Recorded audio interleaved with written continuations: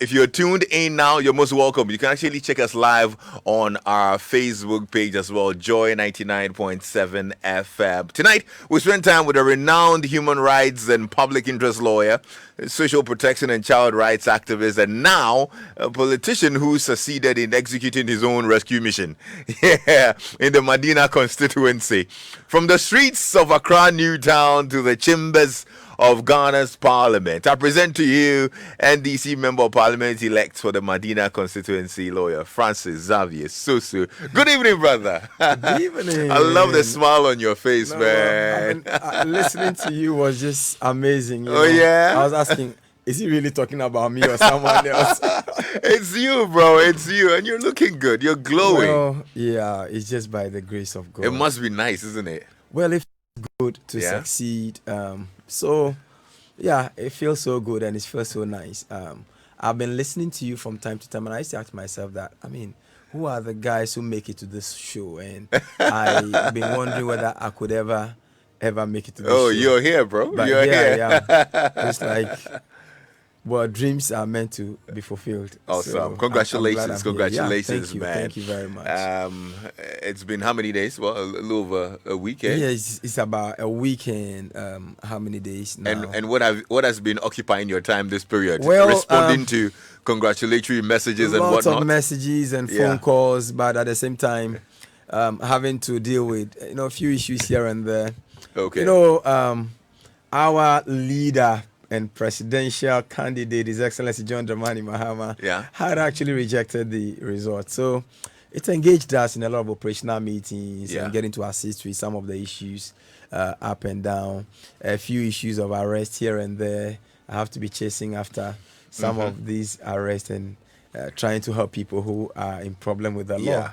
So it's been quite busy this week. I thought that I would have rested a bit, then I could do thank you tour. Yeah. But unfortunately, it's been very engaging. What did you do when, I saw the whole powder bit and the celebrations and whatnot, but when you were alone after that moment, you got to know that you had actually won. What did you do? Well, I asked myself, did I really win this election? I was like, but I remember that when I was going, I kept asking those around me, did the man just declare me as a winner? Yeah. Because I couldn't believe it. Is it real? It was like, the popular, I think the Akan song, Mishirena Ben. Seminjidio. Oh. Seminyede. Because I said so I just felt like I was in some dreamland, And till date, I wake up every morning and ask my wife that, so am I the next MP of Madina? Is that like real? Yeah. And because it's and I've been asking myself, so is that what it takes? Is that all that it takes to the EC's declaration that it changes the status quo? Yeah. So it's been amazing. Yeah, it's been amazing. Interesting thing is you polled 62,127 votes to unseat the current member of parliament, who was actually former Minister of Inner City and Zongo Development, Mr. Abubakar Sadiq Boniface. And the margin was quite huge. Yeah. What do you think did it for you? I think I have always kept faith with the people. It's not the first time I was trying this. I had tried somewhere in 2015, but I began my political work in Madina in 2012. Okay. Right after the 2012 elections. Had a program called the Center for Poverty Alleviation and had Zongo Development Platform with the Powerhouse Club. And with the Powerhouse, we were doing a lot of amazing stuff for the community. We had training centers where people were learning for free. Yeah. And I kept doing that until we went for the 2015 primaries, which I contested with Honorable Amadu Surigo at the time. And I lost to him. Having lost to him, I did not give up. I kept faith with the people. I was always with them. I kept being there for them, and then relaunched my comeback in 2019. And this time around, I had opportunity to get a nod for the NDC, to represent the NDC in the general elections. And throughout this whole exercise, I think that it's been more connection with the people, my fidelity to God, because I'm a bit religious. And so my God factor, I never take it out. And then I think I listened more to the people and listened to the ground, I realized that there were many issues confronting Madina, and I did a listening tour where I listened to them.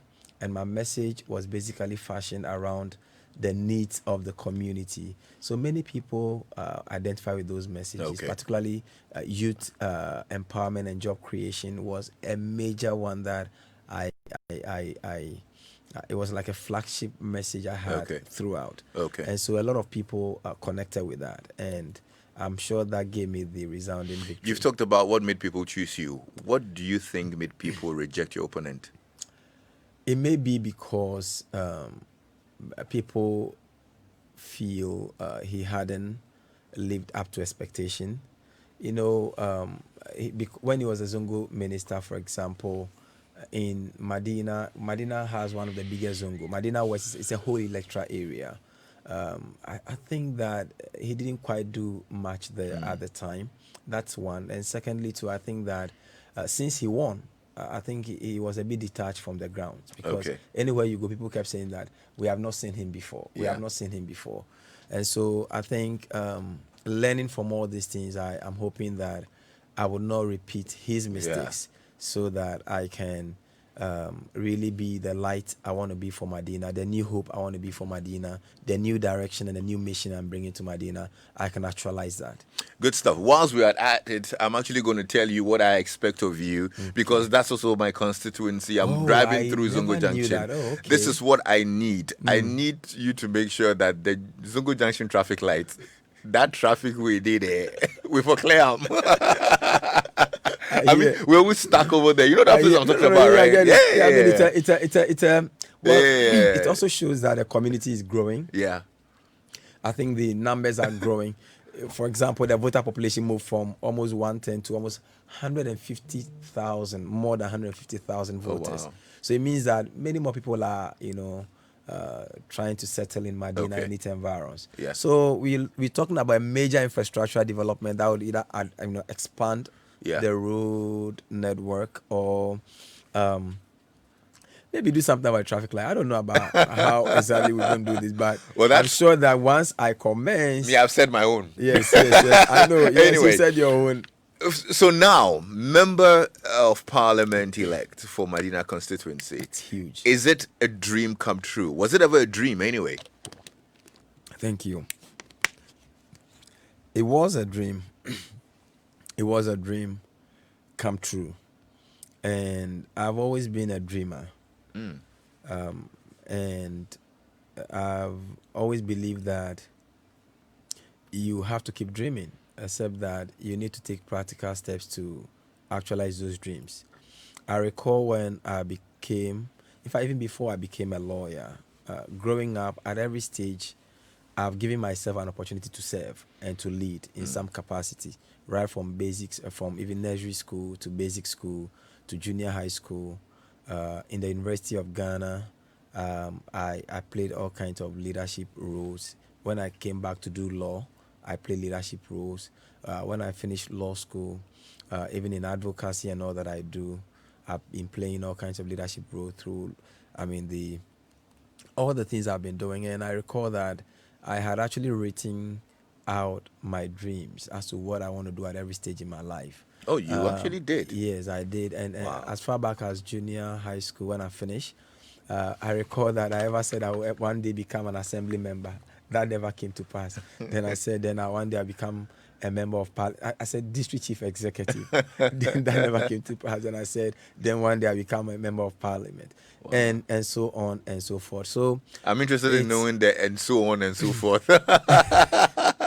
yes, dreams are. I when I was growing up, some people who inspired me in life said, announce your dreams. Okay. When you announce them, everybody knows your dreams. So then there is a burden or responsibility on you to work to prove whoever are the critics wrong by achieving those dreams. So right on this stage, are we adding President Francis-Xavier Sosu on it? Well, you know what? One of your guys wrote a story titled "From the Streets to the Presidency" or something. Oh. And it's on my John online. Okay. Well, I think that it's natural desire that once you achieve one level, you always be desiring the next level. Okay. I don't mind ever serving this country one day as a president, but I don't. That is not my dream now. That's not my passion now. Okay. I believe in taking one step at a time. Now this is where I am. I want to serve to the extent that people in Madina would say, "Wow, if this guy can serve Madina this way, Yeah. he probably can serve Ghana in this capacity." So it should be the verdict of the people than my own verdict. In the run up to the elections, what gave you the biggest motivation that I actually can win this?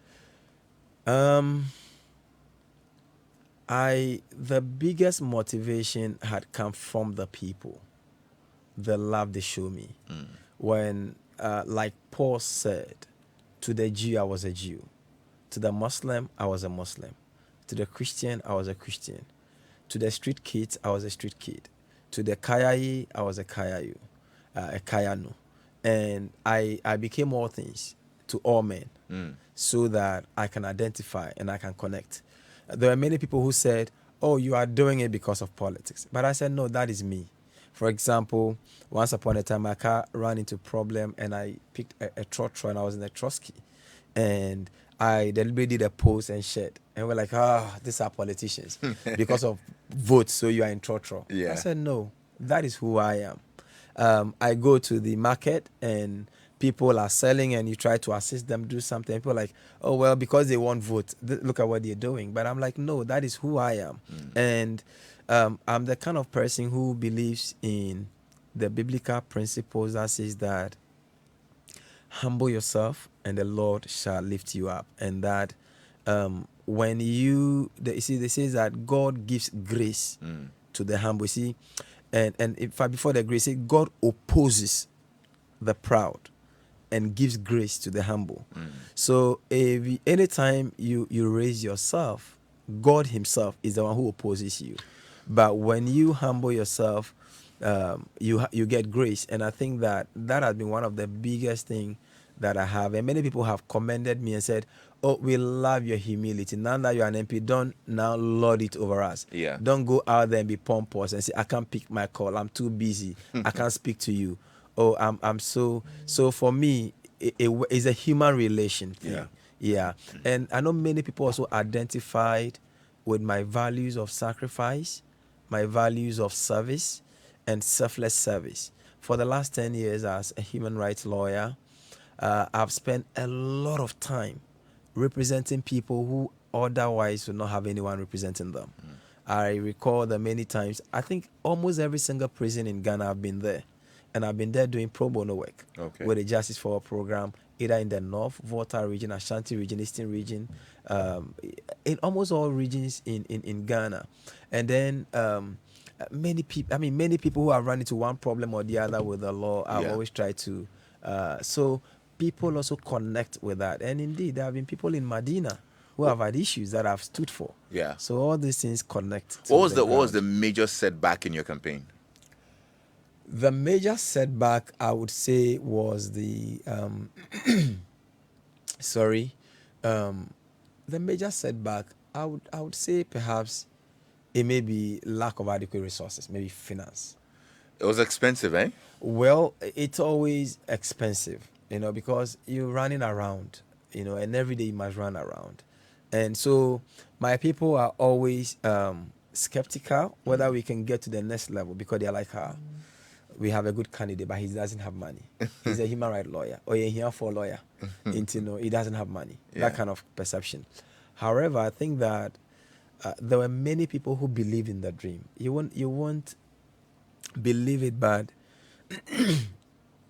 to be very sincere, on election day and election day expenses, there were just several people, who just kept sending mobile money and said, "I want you to use this to support something." I always say, someone calls and say, "I want to do 1,000 packs of food for you."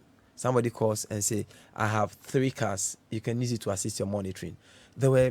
I was completely overwhelmed by the number of people who just showed up and said, in fact, someone called me into his house and gave me a card and said, "I've loaded money on this card. It is a Total card. Anytime you need fuel, go to Total and then get fuel." And so, and these gestures really inspire me more to do more, because I've always believed that anytime you serve others, you actually serve yourself. Except that that service to others at that material time may be at a cost to you, but eventually it is service to yourself. And that is why service of others is number one for me. For example, when I heard that people were arrested at police, I've been there from afternoon till now, and I haven't eaten, but it doesn't bother me, because all I want is to see whether it is possible to grant them bail, to do something to help them, assist them with something. And so serving others is always service to yourself. Okay. Whilst we are at it, I need to get my team to order some bankun from Top Taste for you. That will Because be that will be super great. because I don't want a hungry brother here. Right after this show, I think that Banku must go with me to the house.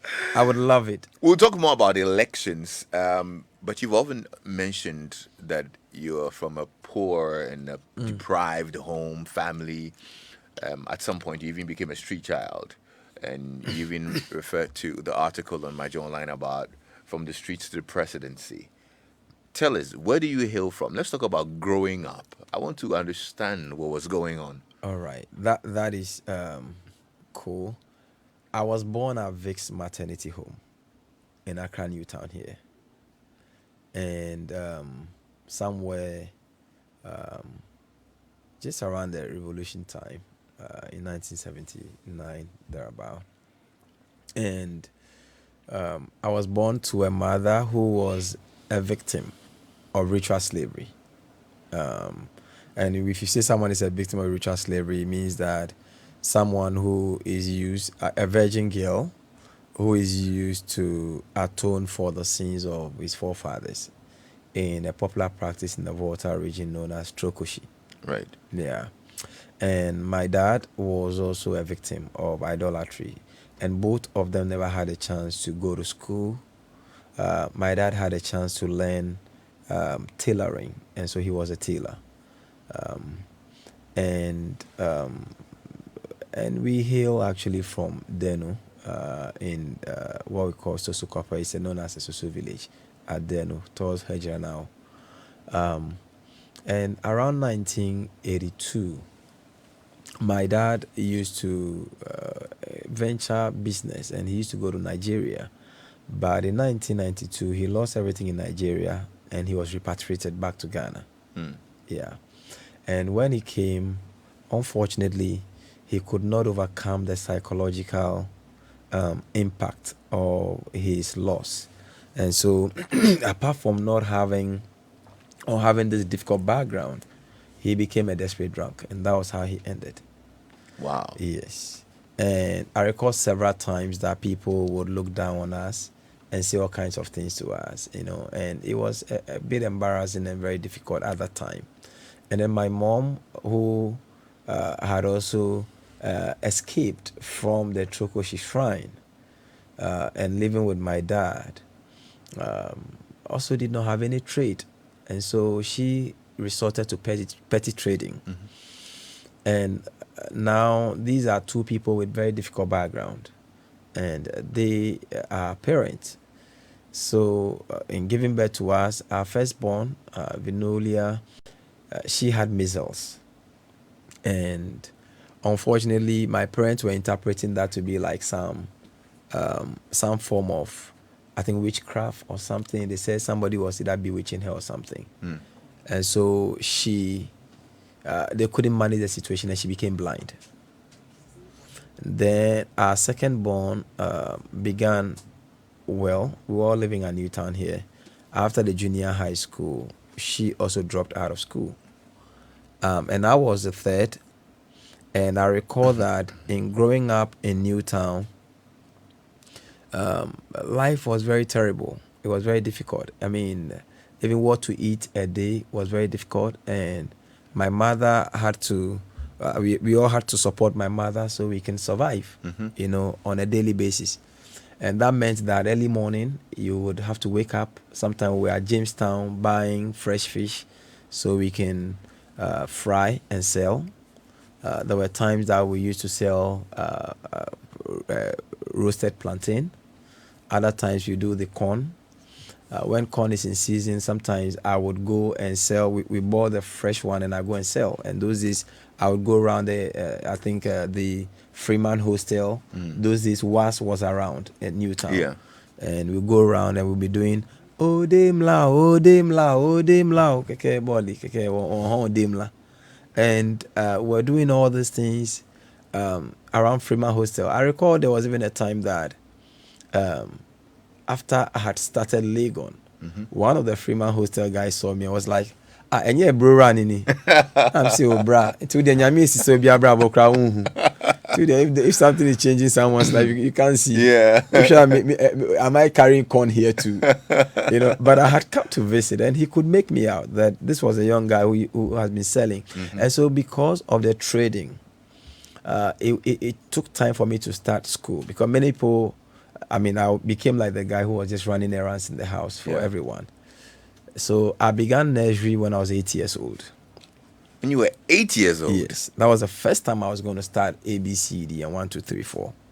Wow. And that was at Mofrachepe Preparatory. And Mofrachepe is around Newtown, somewhere in Newtown. And at Mofrachepe, because I was old, I became like the nursery papa. And those days, it's like day nursery papa, day nursery papa, day nursery papa. The kids, they have fun all over the place.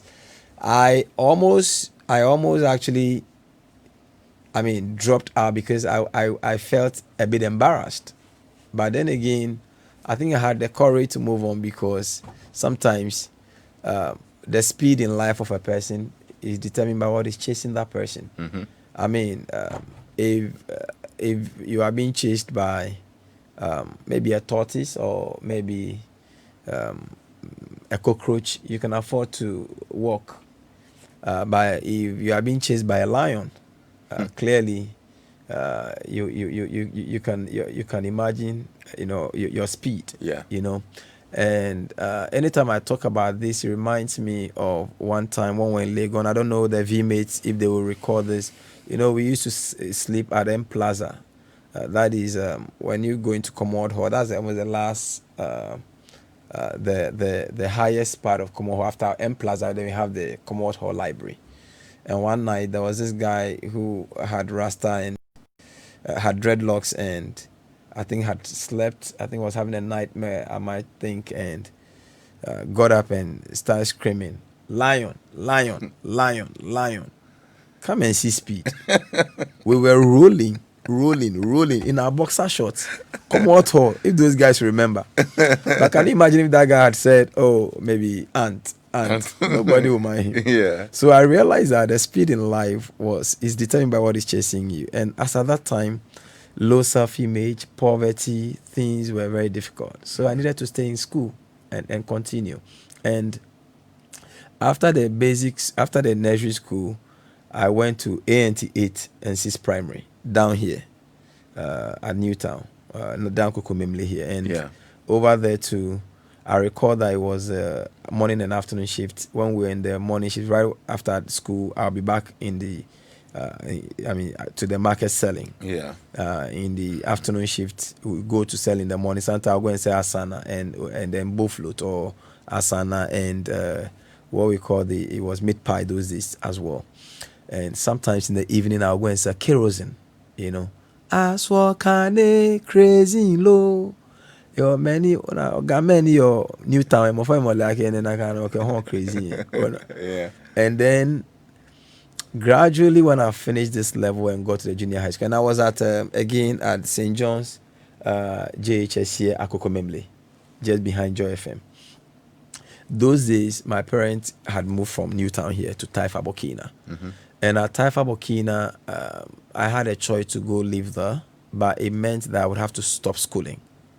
But I felt that no, I'd rather stay at Newtown here so I can finish my junior high school. And staying at Newtown meant that I needed to live at the Malata market. There were nights that I would be sleeping at Asantua Hotel in front there, sometimes at the Oxford Cinema. And at Malata, all kinds of things happened there. I recall that, within the Malata market, we have the nursery school where we all pay to sleep. I mean, get a spot you pay for the spot and sleep overnight. And if you don't have the money, it means you have to sleep outside. I recall that when we were doing the BC, the night before the last paper, it had rained, and because I didn't have money, my uniform was completely wet, and I had to wear the wet uniform to go and write the BECE. So it was a very difficult childhood. I recall one of the days I didn't have a place to sleep. I came to the school to sleep in the school, and because I didn't have a space, I had to remove the blackboard those days, place it on the desks so I can sleep on the blackboard. In the night, I fell over and the board came and hit me, and I got stuck on the floor, and there was nobody. I have to crawl gradually before eventually I was able to pull myself off and went back to the market just to come back to school. So that was how childhood was like at Newtown and growing in those circumstances. There were times that we witnessed all kinds of violent crimes. Over there we used to have the scatter. Anytime they say scatter, it means that the military police are in town and they are arresting, alleged drug pushers and things like that. And so all these things actually shaping my mind on social injustice, inequity, and so on and so forth in society before eventually I got into St. John's Grammar School. Where Personally, did these things sort of toughen you up? Do you think that they molded your resolve when it comes to life in general? I think they did. They did because today I am a super multitasking person. Yeah, I do a lot of multitasking. And so many people ask me that, how do you do it? But I'm like, well, maybe growing up, all these things that were like negatives at the time they were happening were meant to form me into who I am today. For example, this year, we've been working on this elections and fighting for all these things. But I was combining this with a program in economic policy management at Legon. And I know that everybody, we are all quite on that, but I graduated in that program the same month. Oh, wow. Yeah, I think on the 1st or 2nd December or so I graduated. Amazing. Yeah, before and you had to combine, and EPM program is not it's a very demanding program. And I began that program on the day I was elected by the NDC to be the parliamentary candidate. That's 24th of August, 2019. Yeah. And so it's like the ability to combine these things all as a result of growing up. You are selling, you are going to school, you are taking care of yourself, and having to go through all this. And so negatives may be intended to be negative at a particular time, but they toughen you for the future. So that's how I see that. And I recall that back at the senior high school at St. John's Grammar, as a result of all that I had gone through, I became not only the senior boys prefect, but at the time I was also the SRC president for Greater Accra Zone 5, where I had 5 or 7 different schools under my jurisdiction: Presec, Was, Achimota, Osudoku, and Ganata, and all these schools. So while serving as a senior boys prefect, I had to have all the schools under my jurisdiction. And guess what? At that time, I was still sleeping in a kiosk at Kotobabi.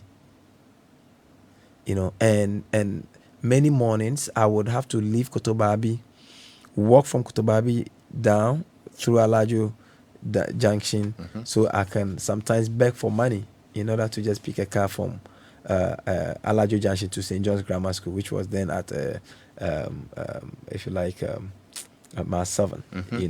So it's been a journey of serious ups and downs.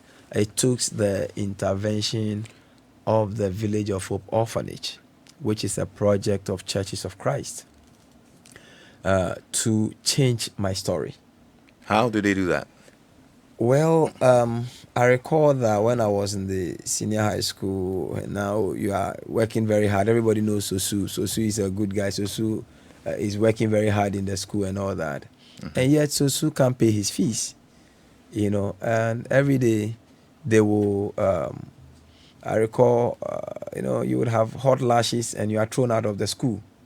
That's how it began. But because of my services to the school, it got to a point when our head mistress, Mrs. Patience Ademu, decided to now give me a pass. So she gave me a note that says that, please excuse Sosu. So anytime they are sucking school fees, I'll just show my note. Then I'm excused. Wow. I show my note and I'm excused. So then, now that I'm senior boys prefect, and now my notes have been shown for almost like the whole of year 2, year 3, getting to the final year, you haven't paid any fees. And now I was under a mountain of debt. And I recall that many times the school wanted to do something about it, but they could not. So it was one of the teachers who sat in the staff meeting who called me. His name, Roland Boulay, now who is also one of our fathers at the Village of Hope Orphanage. He called me and said, do you mind telling me what exactly is wrong with you? Because you are all over the place doing all these things, and yet every time when we go to staff meeting and we are looking for people who have not paid their fees, you are number one. So if you can tell us what is happening with you. Very reluctantly, like how now I'm able to freely share. I was so much reluctant. He said, look, if you don't share your difficulties, you will not get any help. So tell me what exactly is happening. And at the time, things were really, really tough, because even though I was at Newtown here, I was shuttling between Newtown and Taifa Burkina. And I could not stay at Taifa Burkina because all 9 of us were living in one single room. And we did not have light. So every evening, at the early stages, I would have to use lantern to be studying. And it was becoming very difficult. So I needed to just go back to be at the Newtown and find a way out. And that's how come I was at Kotobabi in the kiosk. So I was shuttling between these areas. And at the time that we're talking, this critical time, my mother was very ill and was receiving this traditional herbal treatment around somewhere Tabora. And, my dad, could not contribute anything. My elder sister, everything had come to a standstill. My siblings, I had 4 other siblings. All of them were out of school. And everything had come to a standstill. And that was that critical time that I didn't have any help. And the only choice was either I would drop out of school, even though I was senior boys prefect, or then somebody needs to do something about it. And it was at that time that the Village of Hope decided to come in. So I went and had a meeting with Fred Asari. He's a managing director of the Village of Hope project and our father and grandfather today. And he met me and listened to my story. They asked me to produce my terminal report. I sent them. After the assessment and everything, he said, Francis, we are giving you scholarship to the highest level of education you can go. Tears began to flow through my cheeks, because it was like, that was another dream that I never believed could. He said, yeah, that's what we are going to do. I said, so that was the beginning of the change. Because then from that point, Village of Hope was sending me foodstuff, and some of the foodstuffs I received from Village of Hope, I would go back to Taifa and give them some. The money the pocket money, I'll use some of that money to be assisting my siblings and so on and so forth. And that was how it worked until I finished with St. John's Grammar, got a scholarship to do 1 year IT training with NIT. At the end of the NIT program, then got admission to University of Ghana to do my first degree in sociology and archaeology.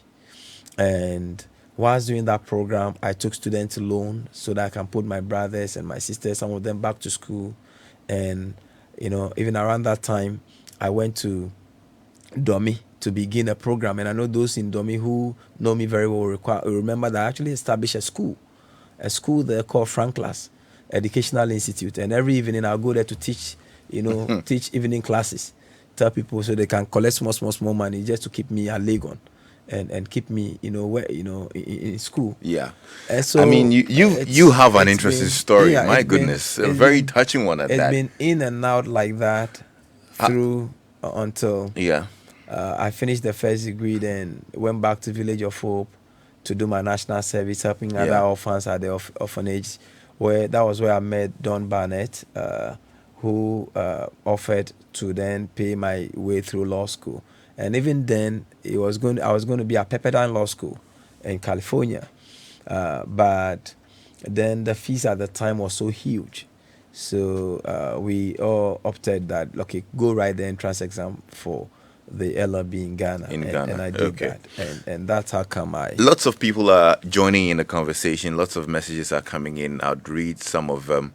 Mamiesi Ments just sent us a message. Good evening, Lexis. I'm loving the interview with lawyer Francis-Xavier Sosu. And I was also born in Vic Maternity Home. And I was raised in Accra, Newtown, close to the experimental school as well. Oh, that's so Yeah. nice.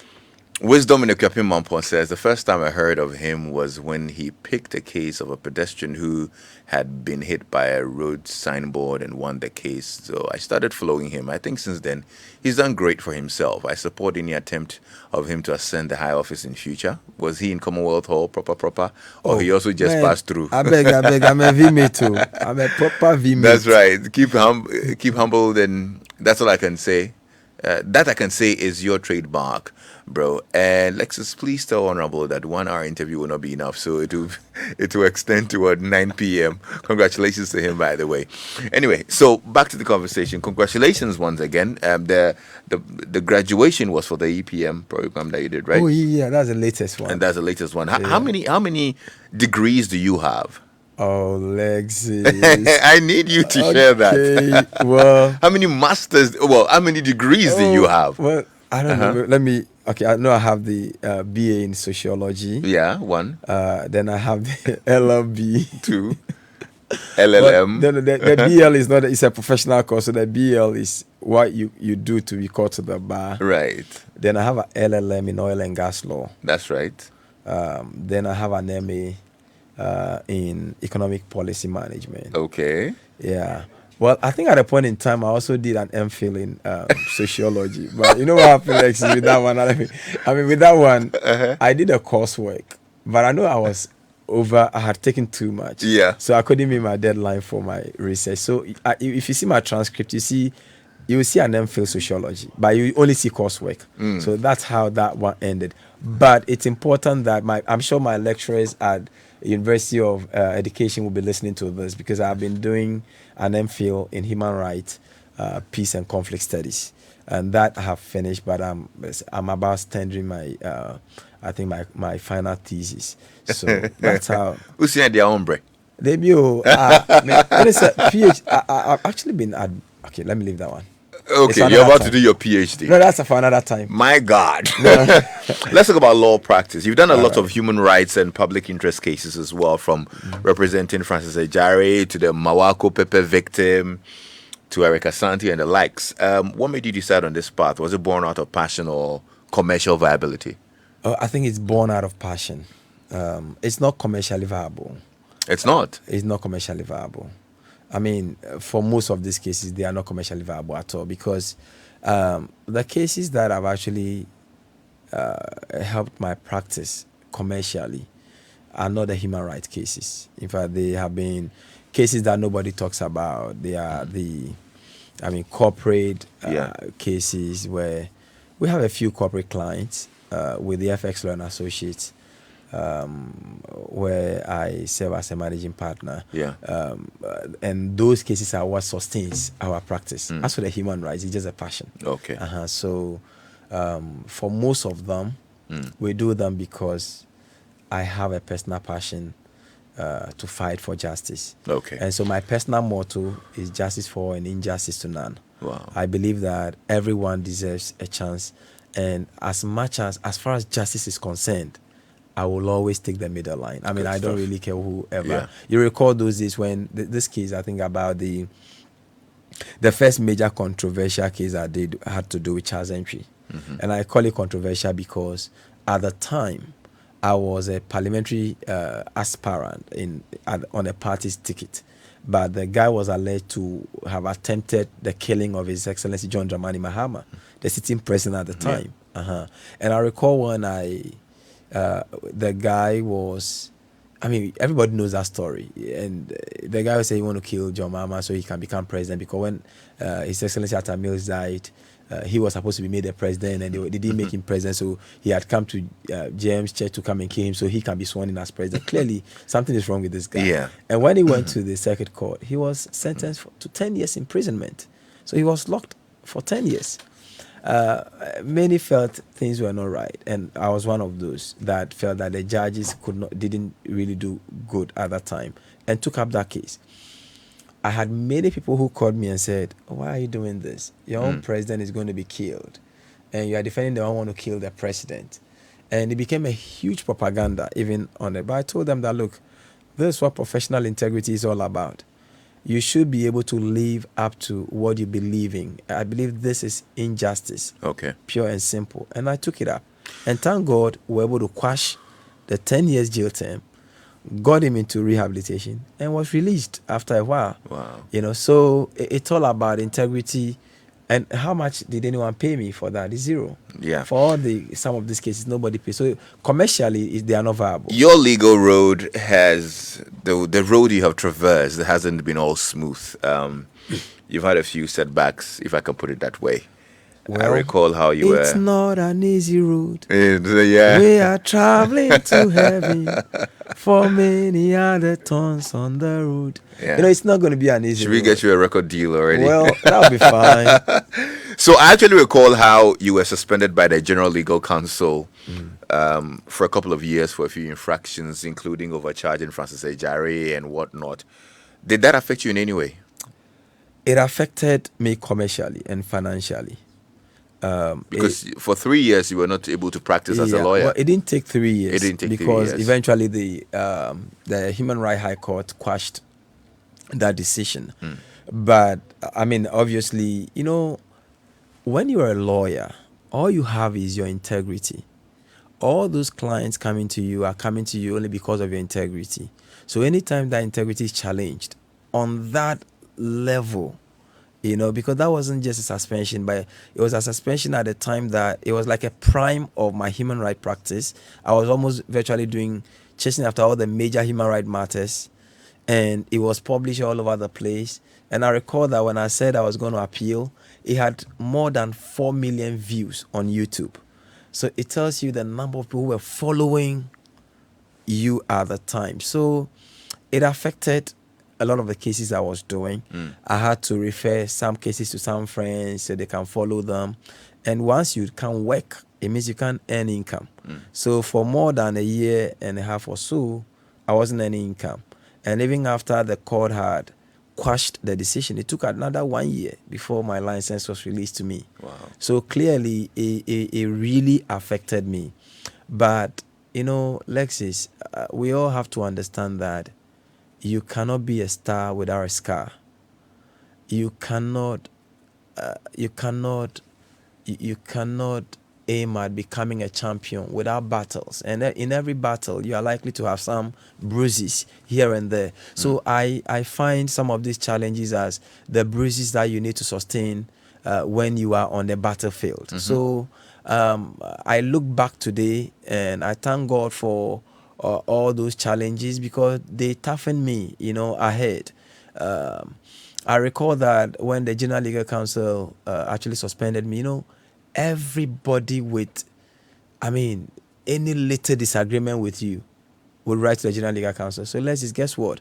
Apart from that suspension, there were several letters that were referred to me. Somebody can say, I gave lawyer 1,000 to go and do some case for me. He didn't do it. So General Legal Counsel, investigate. I gave lawyer 500 Ghana cedis. He has to say something. He didn't do it. General Legal Counsel. I gave, you know, Wow. So it was all over the place. And, you know, as you try to do well, there are haters out there also. You know, the more you strive to get to the top, there are others whose duty and whose goal is to pull you down. So they are looking for every little opportunity to join the chorus and say, let's bring him down. Let's bring him down. But then I don't fear those challenges, particularly when you know that you have an impeccable integrity in what you do, because truth stands. V-mate, truth will always stand. Sharp. I mean, truth will stand. At the end of the day, truth will stand. And that's why I believe that when the challenges come, take it in good faith. So long as you believe in God, you trust in God, and you are living with a life of integrity, your integrity will speak for you. I love this. You cannot be a star without a scar. Yeah.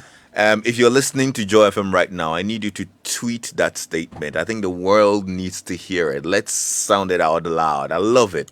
You cannot be a star without a scar. The battles will come, the challenges will come, but you've got to face it head on. Yeah. And that's exactly what you did.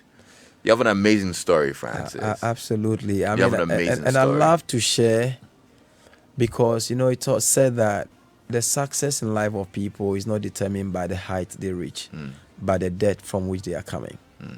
So it's not enough to say that, I was a street kid, and so then what happened? But how you are able to transform these challenges and these difficulties into opportunities that can challenge other people's lives.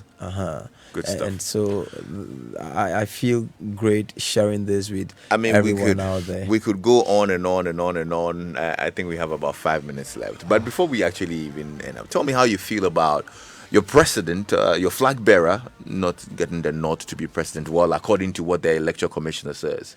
Well, I feel very disappointed. I still believe that he won these elections, except that due to maybe lack of vigilance by some of our agents at different levels, we had results that were not supposed to be certified and turn out there, certified and turn out. And so it is for that reason also, to a very large extent. You think that's what caused all that's going on? Lack of vigilance on your part? Well, I think on the part of some people, and I also think that of course, what it then means is that then somebody's up to some form of mischief, but it is up to our people to then check that mischief. For example, in Madina. Somebody, who are you talking about? No, I'm talking about, for example, the Electoral Commission. You think they're up to some mischief? I think so. And the only reason why I think so is that when you look at, it's for the first time that you have EC declaring a result and coming to change it like 6 times without recourse to the stakeholders. When you do that, you create a lot of suspicion. In the law court, when we talk about credibility of people, 1 + 1, or T + T, truth plus truth will give you truth. But, big truth plus small falsehood is false. That is a philosophy table. So when you have created this kind of credibility issues, you don't expect people to take it easily, because this is about a general elections. The passions are high, but I would want to beg our people, no matter how high our passions are, no amount of burnings is going to solve any problem. We can protest because it's our constitutional right to protest, but let's protest peacefully. Right. So that we don't inconvenience other people. Some of the people you inconvenience while protesting are people who voted for us also. So please, let's do it in a very, very peaceful manner. But I'm hoping that people would actually, the EC, the Peace Council, and all the stakeholders would listen to the call by His Excellency John Dramani Mahama and do something about it. The EC is an independent body. They can just as they can correct their mistakes, it is okay for them to say that, okay, I want to call a stakeholders meeting. Let us audit this results together. If no one achieves 50 + 1, why not? I'll go for a rerun, and I believe that will settle this. Okay. I wanted to touch a bit on family. You're married. Yes. I'm married to a very beautiful woman, Ajua Kunedu. Awesome. Yeah, Ajua Kunedu she's an awesome woman. She's an unbelievable woman. She stood with me throughout the thick and thins of my life. I have 3 beautiful kids. Wow. One is on his way coming in Oh February. boy, oh boy. So I'm actually a very strong man, but that's the last You've one. been busy. I've been extremely. You've been.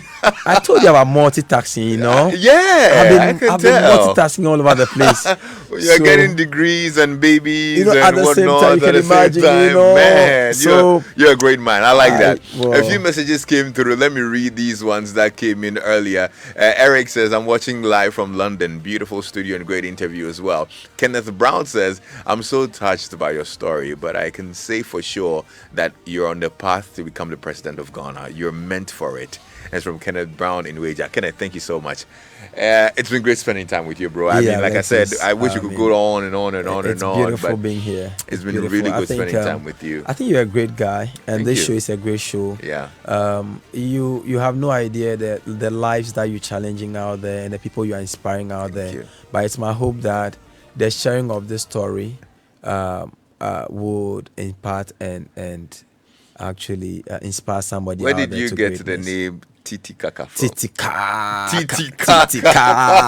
Okay. Hey, I've seen Titikaka. That's your name, man. I can see. I mean, our coordinators those days when we were doing like SRC. Oh, Charlie, the people are here. Titicaca is the longest lake in the world. Okay. In Peru. Yeah. Actually, it just shows some of my prowess in geography those days. My brother. You know, right? Really great spending time with guys, you. I'm Lexis so Bill. much. It's been a great Blessings. Thursday evening. Going in next week. Make sure you're here. We'll give you another edition of Personality Profile. Thanks to my team, Adam Naite, Philip Nye, Abeku Sankofisa, Onofori, and Ethan Mirabel. Going in tomorrow at 3 o'clock, though. I'm back on your radio with the best late afternoon radio show in Ghana. Drive time on Joy. Have a great evening.